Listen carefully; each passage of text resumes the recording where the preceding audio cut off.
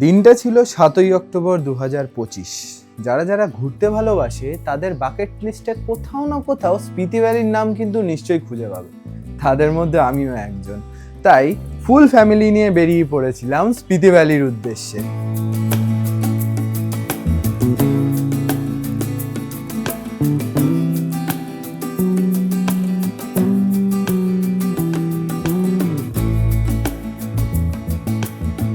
কিন্তু আমার গল্পের শুরুটা এতটাও স্মুথ হয়নি। চলো চলো চলো।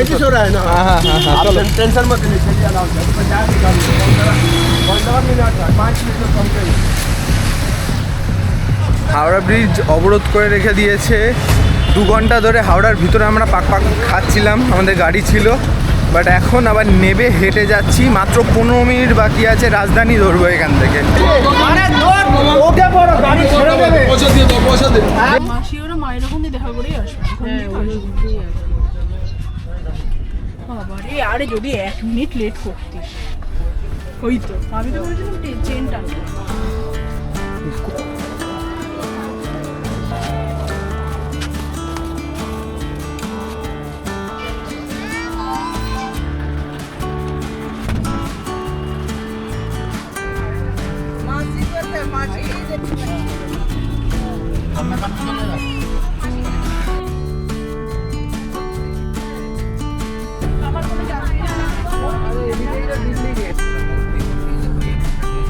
এখানে নেমে ফ্রেশ হয়ে এখন একটু বেরিয়েছি আশেপাশটা ঘুরে দেখতে। এটা হচ্ছে রাজঘাট। যতদূর শুনলাম এখানে কোনো মেমোরিয়াল আছে কি আছে এখন অবধি পুরোপুরি জানি না। ওখানে পিছনে গান্ধীজির মিউজিয়ামও ছিল। তো আগে এটা দেখবো, দেন ওইটা দেখি কি আছে, তোমাদেরকেও দেখাবো।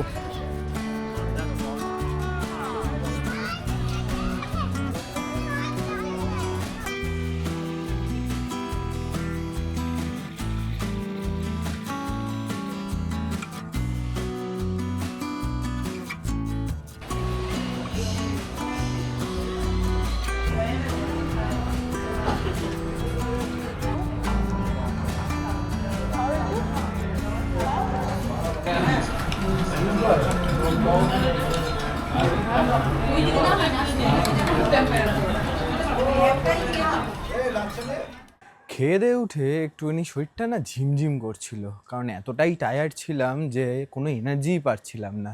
কিন্তু ঘুরতে এসেছি যখন ঘুরতে তো হবেই, তাই বেরিয়ে পড়লাম কুতুব মিনার দেখতে। আরও যাওয়ার কথা ছিল Lotus Temple, India Gate, but সময়ের অভাবে কোনোটাই আর হয়নি।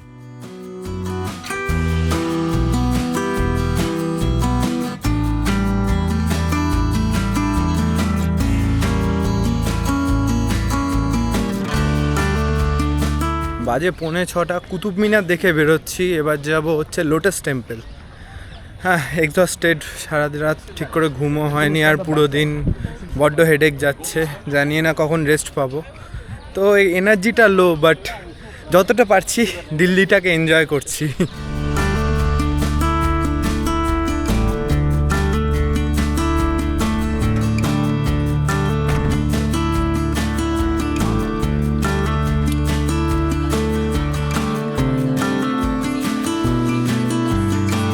বাজে এখন 9:30, 10:30টায় ট্রেন আছে এখান থেকে চণ্ডীগড় যাওয়ার, মানে দিল্লির থেকে।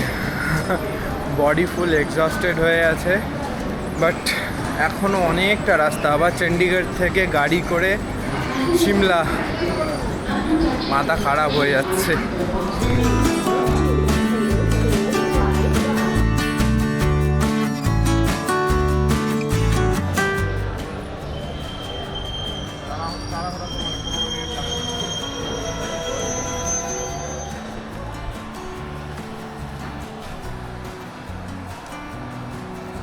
সাড়ে 3টে বাজে, এখন সবে নামলাম চণ্ডীগড়। এবার এখান থেকে গাড়ি খুঁজতে হবে। চ চ চ, মজা হচ্ছে মিষ্টি? এই মিষ্টি, মজা হচ্ছে? কি রে, মজা হচ্ছে? ইয়ে,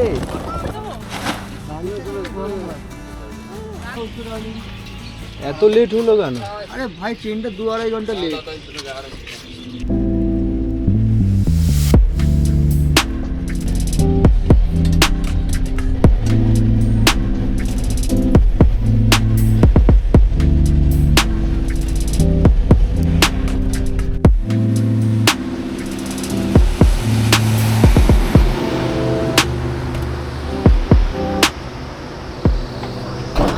হিমাচলে এন্টার করে গেছি। এখন একটু গাড়ি দাঁড়িয়েছে ব্রেকফাস্ট করার জন্য। এখন টাইম হয়েছে 6:45 আর দেখেছো অলরেডি জ্যাকেট পরে নিয়েছি, মানে ঠান্ডা হেভি 13 টেম্পারেচার এখন এখানে। এবার সবে এখানে ইনক্লাইন করা শুরু করেছি, আস্তে আস্তে যত উপরে যাব ঠান্ডা বাড়বে।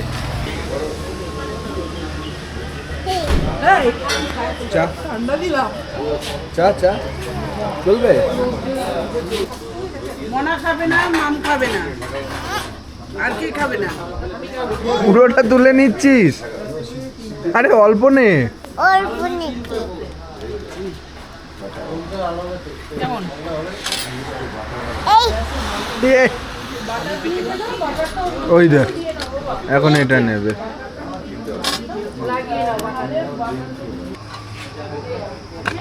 মানে ওইটা তোর ব্যাগের সাইড দিয়ে ঢুকিয়ে দে না।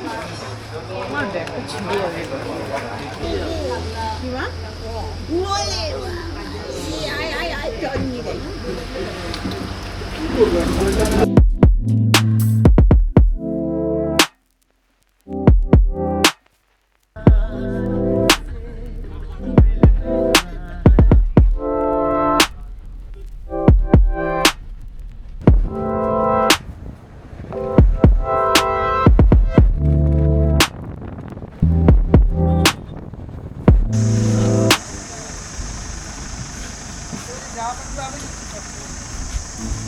প্রায় 48 ঘন্টা টানা জার্নি করার পর শরীরে আর কিচ্ছু বেঁচে থাকে না, বিশ্বাস করো। তাও যদি হতো একটানা ট্রেনে জার্নি করা সেটা একটা আলাদা জিনিস, কিন্তু দিল্লির রাস্তায় ঘোরা, তারপরে চণ্ডীগড়ে নেবে আবার গাড়ি চেঞ্জ করা ভীষণ কষ্টকর হয়েছে। একটু সমস্যা হয়েছে, একটু ম্যানেজ করে নিতে হয়েছে, কারণ ডিরেক্ট ট্রেন পাইনি। তো এতটা যদি ভিডিওটা দেখে থাকো আশা করি ভালো লেগেছে। ভিডিওটা একটু ছোটোই হয়েছে, কিন্তু এখান থেকেই আমার মনে হয় best start for a series. তাই আশা করি তোমাদের এই সিরিজটা খুব পছন্দ হবে, কারণ মোটামুটি 1 মাস টানা তোমাদেরকে এই ভিডিওগুলো দেখাবো। এখন অনেক ভিডিও বাকি আছে আর আমি খুবই এক্সাইটেড সেগুলো তোমাদের কাছে দেখানোর জন্য। দেখা হচ্ছে আবার নেক্সট এপিসোডে।